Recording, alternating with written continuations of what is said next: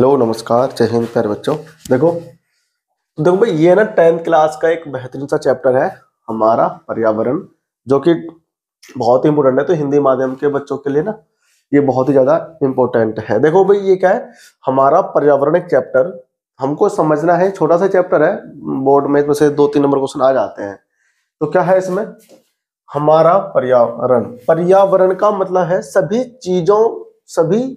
चीजें होती है जो हमें घेरे रहती है, सभी जैविक या अजैविक। यहाँ पर जैविक का मतलब होता है बायो, मतलब कि ऐसे जो लिविंग ऑर्गेनिज्म से आता है।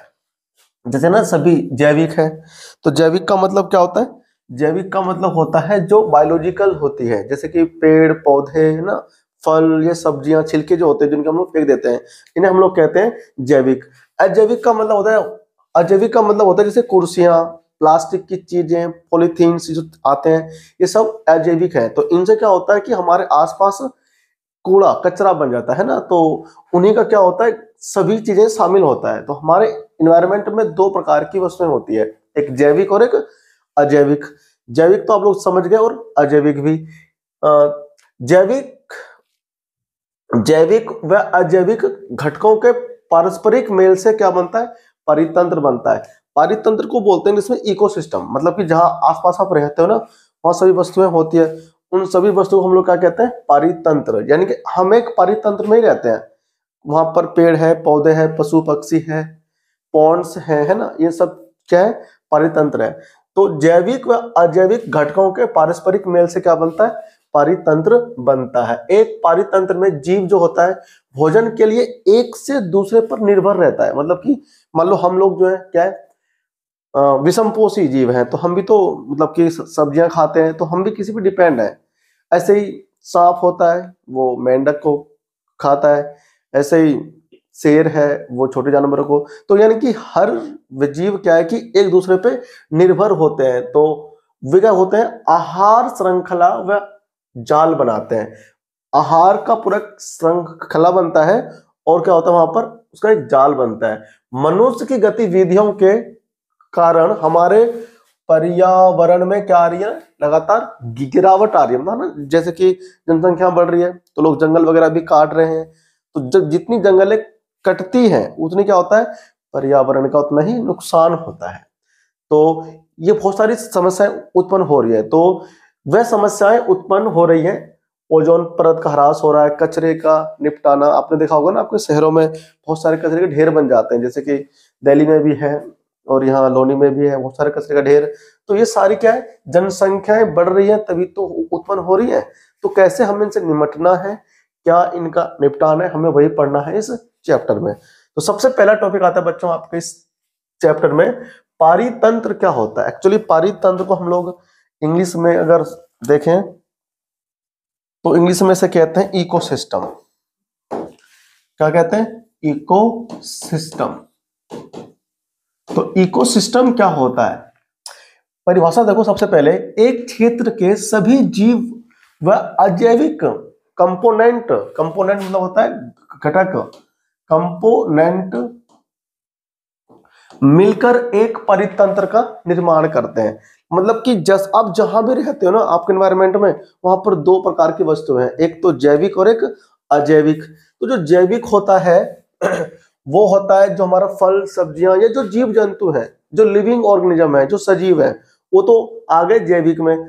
और जो निर्जीव है, जैसे कि मेज कुर्सियां आदि, ये सब क्या है, निर्जीव वस्तुएं हैं, और ये सब आ जाते हैं अजैविक में। तो जैविक और अजैविक कंपोनेंट मिलकर क्या होता है, पारितंत्र का निर्माण करते हैं। इसलिए एक पारितंत्र जैविक, यानी कहा ना जीवित जीव व अजैविक कंपोनेंट, तापमान, वर्षा, वायु, मृदा आदि से मिलकर बना होता है। यानी आप जहां भी रहते हो ना, वो एक पारितंत्र होता है। आप जंगल में जाओ, वहां एक पॉन्ड होगा, आसपास पेड़ पौधे होंगे, पक्षियां होंगी, कुछ ऐसे भी होंगे जो निर्जीव होंगे। ये सब क्या आपस में पारितंत्र है, पारितंत्र ही है। ये इन सबों से मिलकर क्या बनता है, पारितंत्र बनता है। पारितंत्र पारितंत्र बच्चों दो प्रकार के होते हैं। मतलब पारितंत्र जो होता है वो दो प्रकार के होते हैं। पहला क्या है, प्राकृतिक पारितंत्र, यानी कि नेचुरल इकोसिस्टम।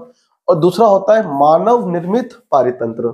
तो मानव निर्मित पारितंत्र का अर्थ यह है कि मानव द्वारा एक ऐसा इकोसिस्टम तैयार होता है जहां पर उसको ऐसा फील होता है कि बिल्कुल प्राकृतिक ही पारितंत्र है।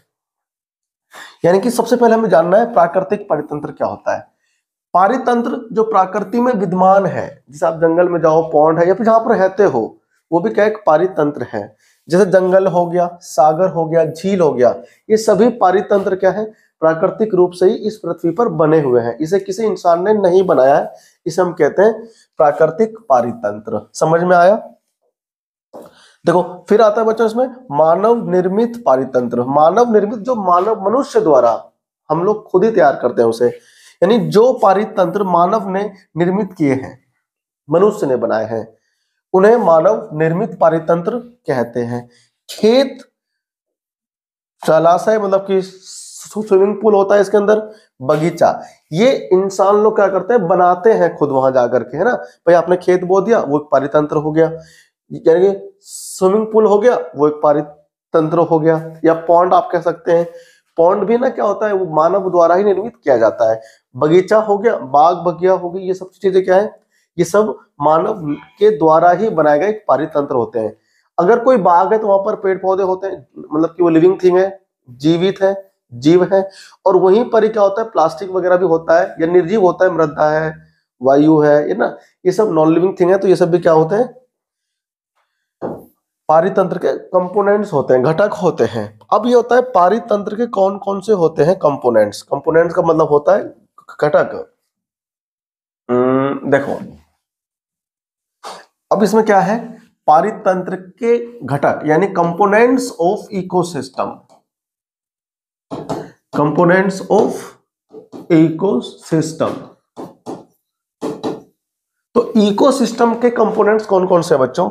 अजैविक मतलब कि नॉन बायोडिग्रेडेबल कंपोनेंट्स बोलते हैं हम इसको अंग्रेजी में, अजैविक घटक। इसमें कौन कौन आता है? हवा, जल, भूमि।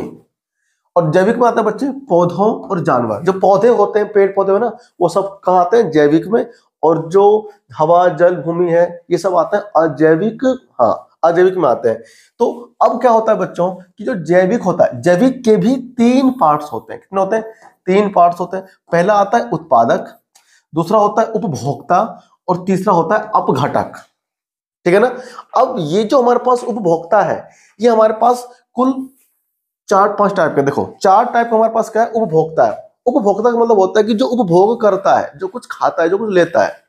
ठीक है ना। तो शाकाहारी हो सकता है, मांसाहारी हो सकता है, सर्वाहारी मतलब जो घास और मांस दोनों चीजें खाते हैं ना, मतलब कि जो कि मतलब शाकाहारी और क्या बोल के लगे, सर्वाहारी का मतलब होता है जो घास और मांस दोनों खाते हैं।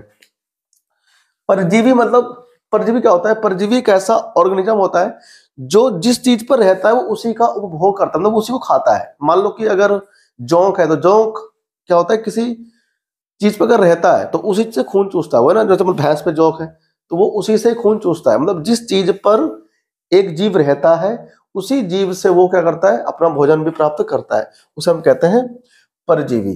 तो ये बच्चों पारितंत्र के क्या थे, कंपोनेंट्स थे। अब हमको सबको पढ़ना है विस्तार में। देखो सबसे पहले आता है अजैविक घटक क्या होता है। अजैविक, इसमें आता है सबसे पहले अजैविक घटक यानी कि नॉन बायोडिग्रेडेबल कंपोनेंट,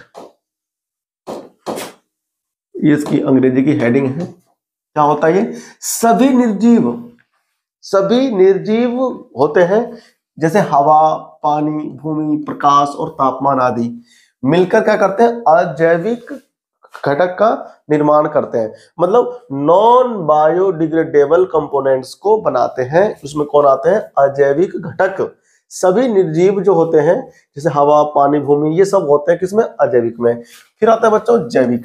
जैविक में क्या होते हैं, सभी सजीव घटक होते हैं इसमें, जैसे पौधे, जानवर, सूक्ष्म जीव, फफूंदी आदि मिलकर जैविक घटक बनाते हैं। ठीक है ना। तो जैविक क्या होता है, जिसमें सब लिविंग थिंग्स आ जाए, नाम से पता पड़ रहा है जैविक। तो आहार के आधार पर जैविक घटकों को निम्न में बांटा गया है। जो बायोडिग्रेडेबल बोलते हैं इसको, हम लोग क्या बोलते हैं इसको, बायोडिग्रेडेबल बोलते हैं, बायोडिग्रेडेबल कंपोनेंट्स कहते हैं अंग्रेजी में। तो अब जो मेरे पास बायोडिग्रेडेबल कंपोनेंट्स है, यानी कि जो हमारे पास जैविक होता है कंपोनेंट्स, वो क्या है, उत्पादक होता है, उपभोक्ता होता है, और हाँ, तो पहले हम लोग देखते हैं कि कितने होते हैं। उत्पादक जो है, अब ये उत्पादक क्या है, इसमें है, देखो उत्पादक क्या होता है, सभी हरे पौधे नील हरित शैवाल, मतलब कि एल्गी बोलते हैं नील हरित शैवाल को, अपना भोजन शर्करा व स्टार्च, यानी कि शक्कर और स्टार्च से क्या होता है, बनाता है, अकार्बनिक मैटर से या अकार्बनिक सबस्टांस से सूर्य की रोशनी का प्रयोग करके बनाते हैं, यानी कि प्रकाश संश्लेषण की सहायता से अकार्बनिक यूज करते हैं पदार्थ और वो अपना भोजन प्राप्त करते हैं, उसे हम लोग कहते हैं उत्पादक। या आप कह सकते हो ऐसे प्लांट्स या ऐसे जीव जो अपना भोजन स्वयं बनाते हैं, किसी पे डिपेंड नहीं रहते, उन्हें हम कहते हैं उत्पादक, क्योंकि वो अपना भोजन खुद ही बना रहे हैं, तो वो क्या हो गए, उत्पादक हो गए। उपभोक्ता कौन होता है बच्चों, ऐसे जीव जो अपने निर्वाह के लिए परोक्ष या अपरोक्ष रूप से उत्पादों पर निर्भर करते हैं, यानी कि जैसे हम लोग हैं, हम लोग अपना खाना कभी खुद नहीं बनाते हैं ना, हम लोग क्या होता है कि किसी चीज को खाते हैं, मान लो पेड़ पौधे हैं, वहां से सब्जियां आई और हमने खा लिया, तो हम क्या हो गए, हम हो गए उपभोक्ता। यानी कि पेड़ पौधों ने मेहनत करके अपना फूड या फल जो भी है वो तैयार किया है प्रकाश संश्लेषण से, और उसने अपने लिए वो रखा हुआ था इकट्ठा करके, और हम लोगों ने क्या हुआ, स्वार्थी लोग हैं, हम लोग गए उस फल को, उस सब्जी को तोड़ लाए और फिर हमने उसका यूज कर लिया, तो इसलिए क्या हो गया बच्चों, हम लोग उन पे डिपेंड हो गए, तो उसे हम लोग कहते हैं उपभोक्ता। क्या कहते हैं उसे, तो उपभोक्ता।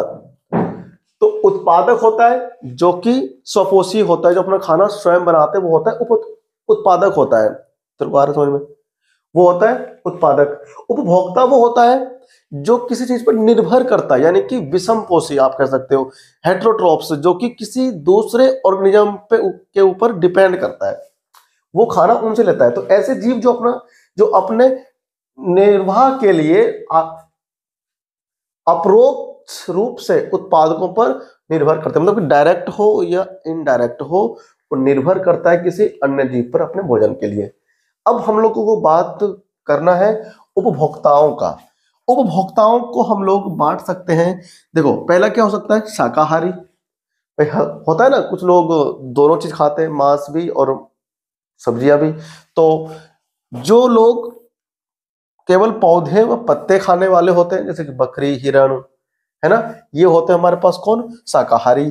मांसाहारी कौन होते हैं, जो मांस खाने वाले होते हैं, जैसे शेर हो गया, मगरमच्छ हो गया, ठीक है ना, ये हो गए मांसाहारी।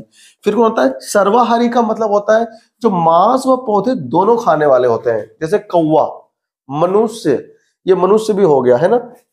परजीवी कौन होता है, परजीवी दूसरे जीव के शरीर में रहने व भोजन लेने वाले, जैसे जू हो गया, अमरबेल हो गया। तो जू क्या होता है, तेरे पर जू है सर पे, तो जो जू होता है ना, एक्चुअली क्या होता है, वो सर में रहता है किसी मनुष्य के, और जो जू है वो भी जीव है, और जिस पर वो रह रहा है वो भी जीव है। तो एक जीव दूसरे जीव पर, जिस पर रह रहा है, उसी से अपना भोजन प्राप्त करता है, उसे हम लोग कहते हैं परजीवी। ऐसे होता है अमरबेल, अगर कभी जंगल में जाओगे ना तो देखना, जो प्लांट्स होते हैं, पेड़ होते हैं, उसके ऊपर एक बेल होता है ना, बेल, तो वो बेल क्या होती है, वो बेल उसी पेड़ से पानी भी लेता है और मिनरल भी लेता है, और वो आगे जिंदा रहता है, तो वो भी क्या है, परजीवी है। और फिर सन से लेकर लाइट वही अपना भोजन तैयार करता है, यानी कि एक जीव दूसरे जीव पर रह करके उससे अपना भोजन प्राप्त करता है, उसे हम कहते हैं परजीवी। तो जू हो गया इसमें, अमरबेल इसका एग्जाम्पल है। अब आता है बच्चों अपघटक। ये अपघटक क्या होता है, तो अपघटक की बात अगर होगी तो इसमें कौन कौन आएगा, फफूंदी आएगा इसमें कौन आता है, इसमें आता है फफूंदी। फफूंदी क्या होता है भाई, जैसे ना रोटी को छोड़ दो, तीन चार दिन अगर छोड़ दो, रोटी को ना लो यूज में, तो रोटी 3-4 दिन बाद क्या होता है, उसके ऊपर सफेद सफेद सी लेयर बन जाती है ना, अचार में भी ऐसा होता है, उसे हम कहते हैं फफूंदी। तो अपघटक क्या होता है? फफूंदी व जीवाणु जो कि मरे हुए जीव व पौधों के जटिल सबस्टांस को इजी यानी सिंपलेस्ट सबस्टांस में विघटित कर देता है, यानी कि तोड़ देता है। भाई कोई चीज है वो जटिल है पदार्थ, तो उस जटिल को क्या होता है 3-4 दिन के अंदर ही उसे सिंपलेस्ट यानी कि छोटे छोटे टुकड़ों में बांट देता है। अब घटक कौन होते हैं? फफूंदी होता है और कोई अलग अलग बैक्टीरिया हो सकते हैं, कोई अलग जीव हो सकता है। बैक्टीरिया फफूंदी आप इनका यूज कर सकते हो, इसलिए कि मरे हुए जीव को और पौधों को जो कि बड़े बड़े सबस्टांस होते हैं, पदार्थ होते हैं, उनको तोड़ के छोटे छोटे सिंपलेस्ट सबस्टांस में विघटित कर देते हैं। विघटित का मतलब होता है उसको तोड़ना, खंडन करना, और खंडित करके एक सिंपलेस्ट सबस्टांस में तोड़ता है। इस प्रकार अपघटक स्रोतों की भरपाई में मदद करता है।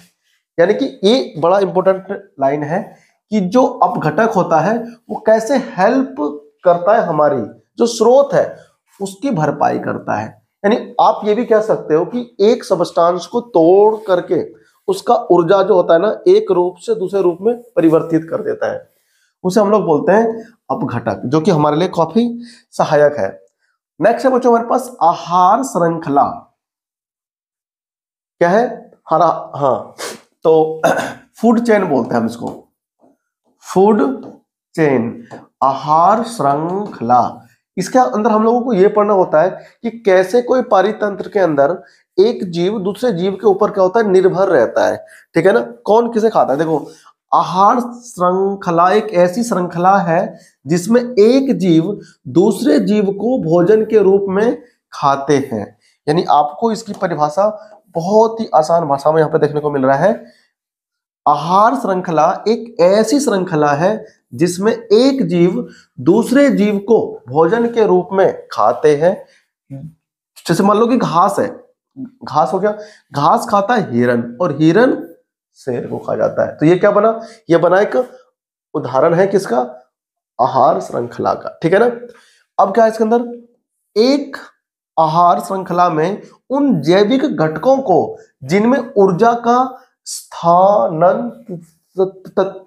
होता है, ये तो बोला नहीं मेरे से यहाँ पर ना, हाँ ये तो बोला नहीं, क्या बोलते हैं इसको? ट्रांसफर करता है ना। यानी कि फूड चेन क्या होता है? उन जैविक घटकों को जिनमें ऊर्जा का क्या होता है, ट्रांसफर होता है। कहां से? हाँ, ट्रांसफर का मतलब होता है कि एक रूप से दूसरे रूप में बदल जाता है, यानी पोषिस्तर कहलाता है। अब यहां पर एक नया टर्म आ गया, पोषिस्तर। क्या आ गया? इसमें एक नया टर्म आया है, पोषिस्तर। तो पोषिस्तर आपको ध्यान रखना कि क्या होता है, उसमें कोई जैविक कंपोनेंट होता है, उसके अंदर की जो ऊर्जा होती है एक रूप से दूसरे रूप में परिवर्तित होती है। ठीक है ना, उसे हम कहते हैं पोषिस्तर। ठीक है। एक आहार श्रृंखला में ऊर्जा का रूपांतरण एक दिशा में होता है, यानी कि उसका जो परिवर्तन होता है वो एक डायरेक्शन में होता है। हरे पौधे क्या करते हैं? हरे पौधे सूर्य की ऊर्जा का कितना, ये अब यहां से ना एग्जाम के पॉइंट ऑफ व्यू से इंपॉर्टेंट पॉइंट आता है बच्चों। देखो ये चीजें ना यहां से थोड़ा सा इंपॉर्टेंट हो जाता है। ये जो है यहां से बड़ा इंपॉर्टेंट पॉइंट आ रहा है, ये रहा। एक तो ये पॉइंट और एक ये पॉइंट कि हरे पौधे सूर्य की ऊर्जा का 1% भाग जो पत्तियों पर पड़ता है अवशोषित करते हैं। यानी 1% आता है सूर्य का ऊर्जा, 10% जो होता है वो नियम होता है। एक पोषी स्तर से दूसरे पोषी स्तर में केवल 10% ऊर्जा का स्थानांतरण होता है। यानी कि केवल, भाई मान लो कि एक पोषी स्तर है, तो मान लो पहले था क्या, पोषी स्तर का मतलब होता है ऊर्जा का एक रूप से दूसरे रूप में बदलना। तो पहले तो 1% आया, कौन? सूर्य की ऊर्जा आ गई 1%। अब 10% जो होगा वो एक पोषी स्तर से दूसरे पोषी स्तर में क्या होगी, ट्रांसफर हो जाएगी। केवल 10% ऊर्जा का ट्रांसफॉर्मेशन होता है, जबकि 90% ऊर्जा वर्तमान पोषी स्तर में जैविक क्रियाओं में उपयोग होता है। यानी कि जो केमिकल रिएक्शंस होते हैं, जो उसमें एक्टिविटी होती है ना, उसमें 90% ऊर्जा क्या होती है, वो उपयोग होती है। उपभोक्ताओं के अगले स्तर के लिए ऊर्जा की बहुत ही कम मात्रा उपलब्ध हो पाती है। अतः आहार श्रृंखला में सामान्यतः 3 अथवा 4 क्या होते हैं, स्टेप्स होते हैं, है ना, 3-4 स्टेप्स होते हैं। तो ये कहना चाह रहा है कि जब तक वो उपभोक्ता तक पहुंचता है तब तक तो ऊर्जा बहुत कम हो चुकी होती है। ठीक है, देखो नेक्स्ट इसमें क्या, ये हमें ध्यान रखना है। देखो ये ट्रायंगल आपको दिमाग में छाप लेना है इस चैप्टर से अगर बोर्ड में कुछ करना है तो। पोषी स्तर होता है, पहले कौन होता है, देखो पहले आता है उत्पादक। उत्पादक जो वो था ना फफूंदी फंजाई जो कि तोड़ता है एक कॉम्प्लेक्स सबस्टांस को सिंपलेस्ट सबस्टांस में तोड़ता है, वो होता है उत्पादक। इसमें आप लोग लिख सकते हो बैक्टीरिया, फफूंदी आ जाता है। फिर आता है प्राथमिक उपभोक्ता, फिर आता है द्वितीय उपभोक्ता और फिर आता है तृतीय उपभोक्ता। ये पोषी स्तर का डायग्राम आपको ध्यान रखना है, पेपर में आता है कि पोषी स्तर का डायग्राम बनाइए। अब हमको ये देखना है कि उत्पादक के अंदर तो 1000 जूल है, किलो जूल, 1000 किलो जूल ऊर्जा उत्पादक के स्तर पर है। तो प्राथमिक उपभोक्ता तक वो केवल 100 किलो जूल ही बचेगा और द्वितीयक उपभोक्ता तक वो 10 जूल और तृतीयक उपभोक्ता तक क्या होगा 1 किलो जूल ही बचेगा। यानी कि लगातार क्या हो रहा है, ऊर्जा का ह्रास हो रहा है, ऊर्जा में क्या आ रही है, हाँ डिक्रीजमेंट आ रही है। अब आता है बच्चों जैव आवर्धन, एक नया टॉपिक है। जैव आवर्धन क्या होता है, बायोलॉजिकल मैग्निफिकेशन बोलते हैं हम इसको, अंग्रेजी में क्या बोलते हैं, बायोलॉजिकल मैग्निफिकेशन। ये बहुत इंपॉर्टेंट है एक्चुअली कि है क्या मैग्निफिकेशन, ये इसकी हेडिंग है इंग्लिश में।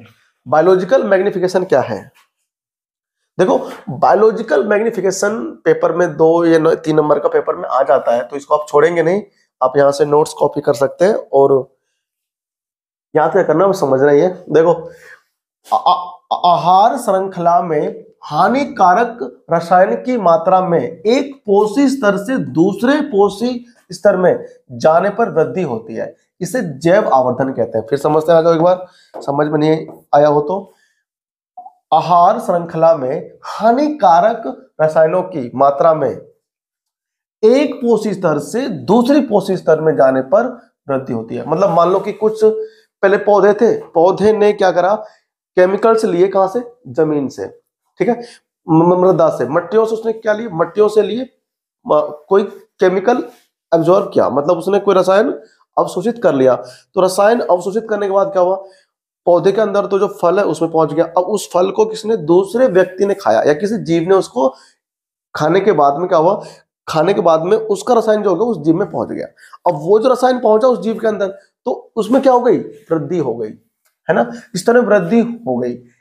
इसे हम क्या बोलते हैं, जैव आवर्धन कहते हैं। तब बस आपको इसमें ध्यान ये रखना है कि कोई एक जीव रसायन का एक स्तर से दूसरे स्तर तक पहुंचाता है तो उसमें उसकी वृद्धि हो जाती है, किसमें, रसायन में, तो उसे हम लोग बोलते हैं जैव आवर्धन। बस सिंपल सी बात है। ऐसे रसायनों की सबसे अधिक मात्रा मानव शरीर में होती है। देखो हम ही लोग खाते हैं वो चीज, है ना, तो पेड़ पौधों का जो अधिकतर जो रसायन होता है वो हम ही लोग तो लेते हैं, तो ऐसे हम लोगों के अंदर भी होता है कि जैव आवर्धन यानी कि बायोलॉजिकल मैग्निफिकेशन मनुष्य में होता है अधिकतर। क्या बोलता है, आहार जाल, यहां पर क्या है, आहार श्रृंखलाएं आपस में प्राकृतिक रूप से जुड़ी होती है जो एक जाल का रूप धारण कर लेती है, उसे क्या कहते हैं, आहार जाल कहते हैं। मतलब भाई देखो यहां पर है सबसे बड़ा ये एग्जांपल है पौधा है, देखो पौधे को खाता है टिड्डा, टिड्डे को खाता है मेंढक और मेंढक को खाता है सांप। लेकिन सांप भी खा रहा है क्या, सांप चूहे को भी खा सकता है और चूहा पौधा भी खाता है। ऐसे क्या है, चील है, अब चील सांप को नहीं छोड़ता, मतलब चील सांप को भी खा सकता है, चील चूहे को भी खा सकता है और चील खरगोश को भी खा सकता है। तो इसके अंदर क्या है, पूरी फूड चेन का एक जाल है, नेट है इसके अंदर, है ना। तो इसको हम लोग बोलते हैं क्या, श्रृंखला। और लोमड़ी खरगोश को खा सकती है, खरगोश पौधे को खा सकता है, मतलब सबके सब निकले यहीं से ही है, खाते सब पहले पौधों को ही है ना। तो ये क्या हो गया, ये एक बन गया पूरा जाल बन गया, किसका, आहार का। देखो अब इसमें हमारे पास है पर्यावरण की समस्याएं।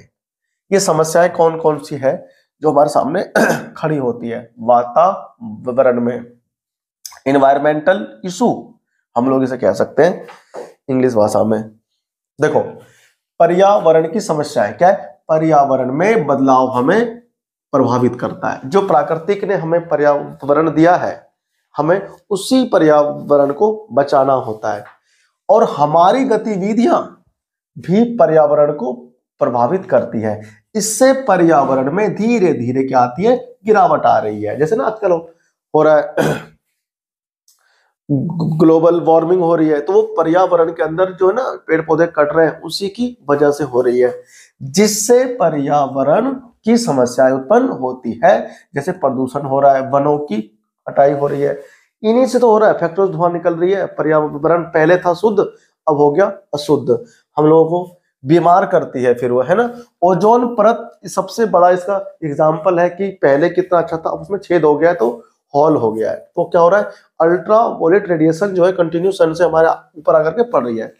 ओजोन परत पृथ्वी के चारों ओर एक रक्षात्मक आवरण होता है। तो अगर कभी पूछा जाए कि ओजोन परत क्या होती है, तो आपको आंसर लिखना है कि ओजोन परत पृथ्वी के चारों ओर एक रक्षात्मक आवरण है, जो कि सूर्य के हानिकारक पराबैंगनी प्रकाश को, अल्ट्रा वोलेट लाइट भी बोलते हैं इसको, यूवी रेज भी कह लेते हैं, पराबैंगनी प्रकाश को अवशोषित कर लेती है। इस प्रकार से यह जीवों की स्वास्थ्य संबंधी हानियां, स्किन हो गया, कैंसर हो गया, मोतियाबिंद आंखों के अंदर होता है, कमजोर प्रतिरक्षा तंत्र, पौधों का नाश आदि से रक्षा करती है। तो देखो कितनी सारी चीजें हैं कि अगर ओजोन में छिद्र हो गया, ओजोन में होल हो गया, तो इतने सारे नुकसान हमें देखने को मिलेगा, और छेद हो भी गया है। तो पराबैंगनी किरणों को आने से कौन रोकती है बच्चों? ओजोन की लेयर रोकती है।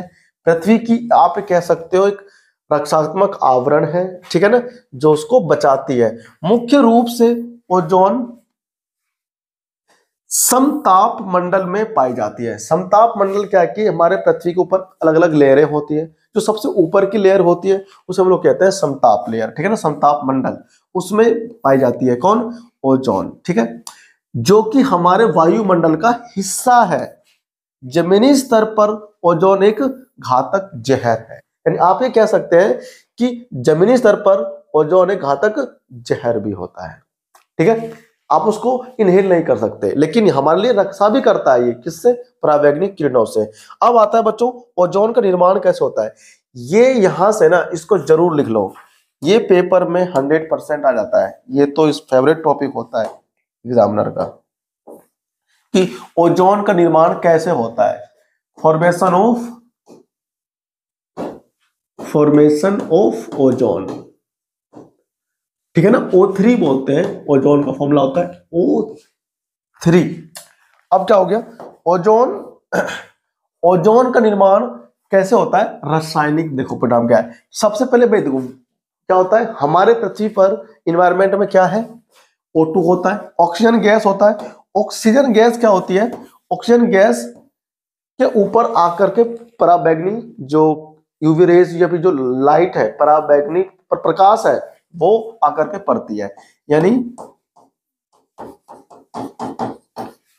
विकिरण। विकिरण का मतलब होता है रेडिएशन, यानी कि आप इसको यूवी रेज भी कह सकते हो, है ना।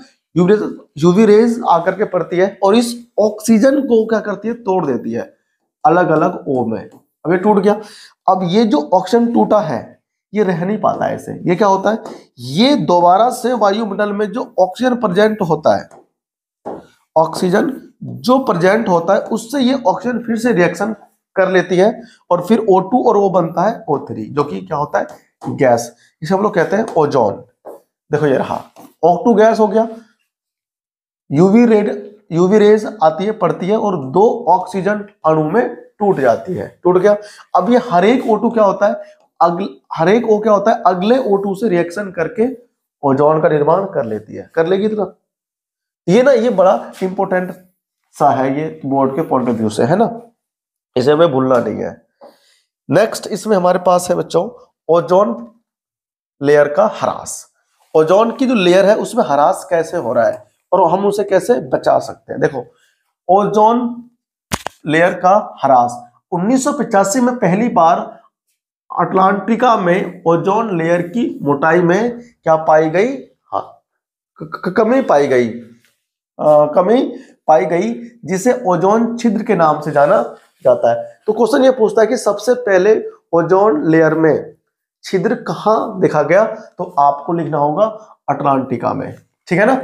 ओजोन की मात्रा में इस तीव्रता से गिरावट का मुख्य जो कारण है वो है मानव संश्लेषित रसायन क्लोरोफ्लोरोकार्बन। तो आपको यहाँ पर ना जो फुल फॉर्म है वो भी ध्यान रखना है कि CFC का फुल फॉर्म क्या होता है। तो क्लोरोफ्लोरोकार्बन CFC का फुल फॉर्म होता है, और ये एक रसायन होता है जो कि AC वगैरह में या फिर फायर एक्सटिंग्विशर में यूज होता है। खैर अब तो बैन हो गया है, लेकिन पहले यूज होता था, इसीलिए बैन हुआ है अब, ताकि ओजोन लेयर को हानि ना पहुंचे। तो CFC जो होता है ये एक रसायन होता है जिसकी वजह से क्या होता है, ओजोन लेयर के अंदर छिद्र हो रहा था, जिनका उपयोग शीतलन मतलब कि एसी में हम लोग यूज करते हैं। फिर क्या होता है, एवं अग्निशमन के लिए किया जाता है। 1987 में संयुक्त राष्ट्र पर्यावरण कार्यक्रम यानी कि UNEP, ये अब यहां पर आपको ध्यान ये रखना है, इसका full form UNEP,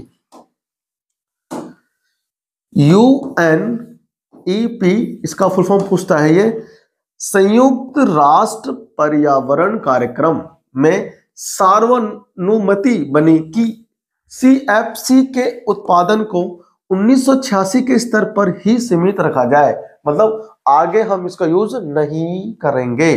Kyoto protocol हम इसे कहते हैं, यानी कि क्या हुआ कि हम इसका यूज करना नहीं चाहते, हमें इसको रोकना है, ठीक है ना। तो CFC को क्या हो गया, CFC बैन हो गई, और इंडिया में भी CFC बैन है, ना ही गिरता है AC में और ना ही गिरता है अग्निशमन में, फायर एक्सटिंग्विशर में। तो बच्चों अब इसमें नेक्स्ट हमारे पास है कचरा प्रबंधन। ये जो है ना कचरा फैलाते हो उसको हम लोग कैसे निपटा सकते हैं, उसका निपटारा कैसे होना है। कचरा प्रबंधन, कचरा प्रबंधन आज के समय में अपशिष्ट निपटान एक मुख्य समस्या है जो कि हमारे पर्यावरण को प्रभावित करती है। हमारी जीवन शैली के कारण बहुत बड़ी मात्रा में कचरा इकट्ठा हो गया है। तो क्या हुआ, हमारी जीवन शैली के वजह से ही क्या होता है ना, बहुत बड़ी मात्रा में कचरा इकट्ठा हो जाता है। कचरे में क्या क्या होता है, कचरे में होता है जैव निम्नीकरणीय पदार्थ होता है। ये क्या होता है, ये सूक्ष्म जीव के वजह से होता है, छोटे घटकों में बदल जाते हैं, यानी कि को ऐसा सिंपलेस्ट सब्सटेंस होता है जो उसके अंदर बैक्टीरिया है, फफूंदी है, उसकी वजह से वो छोटे छोटे घटकों में बदल जाते हैं। जैसे फल हो गया, सब्जियां हो गई, छिलके हो गए, सूती वस्त्र हो गया, जूट और ये पेपर हो गया। ये सब क्या होते हैं, ये सब होते हैं कि अगर पर्यावरण में आता है तो इनका निपटारा आराम से हो सकता है। ये कभी रुकते नहीं है, 10 दिन 12 दिन या 1 महीना 1 साल में क्या होता है, इनका निपटारा हो जाता है, और वो बैक्टीरिया करता है, यानी कि उत्पादक। फिर आता है अजैविक। इसमें क्या होता है कि जो प्लास्टिक होते हैं वो परिवर्तित नहीं हो पाते, है ना। जैसे प्लास्टिक होता है, पिन्नियां होती है, ये गलते नहीं है, सड़ते नहीं है, तो ऐसे को हम लोग बोलते हैं अजैव निम्नीकरण। हम लोग बोलते हैं नॉन बायोडिग्रेडेबल सब्सटेंस बोलते हैं इसको, जो कि सड़ते गलते नहीं है। अब इसमें क्या है हमारे पास, प्लास्टिक हो गया, पॉलीथीन हो गई, संश्लेषित रेसे हो गए, ये चीजें ऐसी हैं जो सड़ती गलती नहीं है,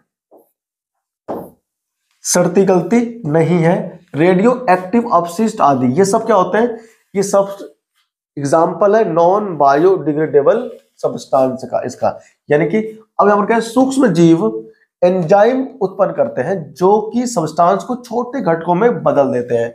एंजाइम अपनी रिएक्शन में क्या होता है, विशिष्ट होते हैं, और ये सभी सब्सटेंस का अपघटन नहीं कर सकते, जैसे प्लास्टिक का नहीं कर सकते, पॉलीथीन का नहीं कर सकते, पॉलिस्टर का नहीं कर सकते। तो ये सब क्या होता है, कचरा हम लोगों को वातावरण में नुकसान भी देता है ना। तो प्लास्टिक को इसलिए यूज कहते हैं, नहीं करना चाहिए। कचरा प्रबंधन की विधियां, अब आप लोग कचरा प्रबंधन की विधियां क्या, कैसे कैसे निपटान कर सकते हो कचरा का। देखो कचरा प्रबंधन की विधियां जो है, जैव मात्रा संयंत्र, ठीक है भाई। इसमें क्या होता है, कचरा जो होता है इस संयंत्र के अंदर हम लोग डालते हैं, किसमें? जैव मात्रा संयंत्र में। स्वेज तो वो तो नेक्स्ट है। जैव मात्रा में खाद में, यानी कंपोजिट जो होता है, गोबर गैस वगैरह सुना होगा है ना, बायोगैस, उसमें हम लोग डालते हैं इसको, जो भी हमारे पास होता है। और फिर हम क्या करते हैं, उस कचरे का निपटारा करते हैं, यानी खाद बना लेते हैं उसका, और फिर हम खेतों में यूज करते हैं। सेकेंड है सीवेज, उपचार तंत्र। नाली के पानी को रिवर में जाने से पहले क्या होता है, इस तंत्र के अंदर हम लोग छोड़ते हैं, संशोधित करते हैं, यानी उसके अंदर जो फैक्ट्रियों का या घरों का जो गंदे पानी केमिकल होता है, उस केमिकल को फिर हम लोग हटा देते हैं, ताकि जो नदियां हैं वो दूषित ना हो। फिर तक कूड़ा भराव क्षेत्र, कचरा निचले क्षेत्रों में डाल दिया जाता है। भाई जहां पर गड्ढे वगैरह होते हैं वहां पर कचरा डाल देते हैं हम लोग, और उसको वहां पर छोड़ देता है कि उसका क्या हो सके, भराव हो सके। तो आप इन सभी विधियों से क्या कर सकते हैं, कचरे का निपटारा कर सकते हैं। कंपोस्टिंग, जैविक कचरा कंपोस्ट गड्ढे में भरकर ढक दिया जाता है मिट्टी के द्वारा। 3 महीने में क्या होता है, वो पूरा खाद बन जाता है, और फिर हम उसे खेतों में यूज कर लेते हैं। फिर क्या होता है, रिसाइकलिंग। रिसाइकलिंग का मतलब होता है जो भी आपका घर का वेस्ट ऐसा है जिसको आप फिर से यूज कर सकते हो, अब वहां पर भी इसका यूज हम कर सकते हैं। जैसे प्लास्टिक का थैला हो गया है ना, बोतल हो गई, तो हम इनका फिर से यूज कर सकते हैं रिसाइकिल के लिए, है ना। ये रहा, इसमें आ गया तुम्हारा अखबार वगैरह, ये लिफाफे बन जाते हैं इनके, और फिर हम इनको फिर से इस्तेमाल कर सकते हैं। नेक्स्ट इसमें क्या है, सब नोट्स में लिख लो ना। और ये हमारा होता है चैप्टर खत्म। इसमें क्या हमारा, कचरा प्रबंधन की विधियां। तो आपको इसे ये जो विधियां हैं ये ध्यान रखना है। कौन कौन सी है इसमें, पहली आ गई जय मात्रा, दूसरा आ गया सीवेज, तीसरा कूड़ा का रूप में भर देते हैं इसको, कंपोस्टिंग होता है, रिसाइकलिंग और ये रीयूज। ये आपको ध्यान रखना है। ये हमारा पूरा चैप्टर खत्म हो गया रिवीजन के तौर पे।